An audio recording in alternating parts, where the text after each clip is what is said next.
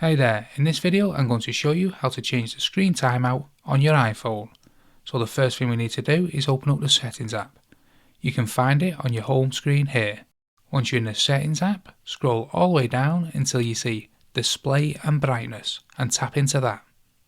Now we need to click on auto lock. This option controls how long your iPhone's display will stay on before it automatically turns off and saves battery life.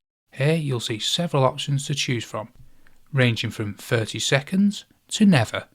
Choose the one that suits you best. For this demonstrate, we'll choose 5 minutes.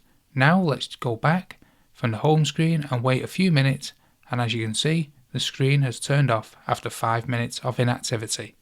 And that's it. You've successfully changed the screen timeout on your iPhone. If you found this video helpful, please subscribe to our channel and leave a thumbs up. And thanks for watching.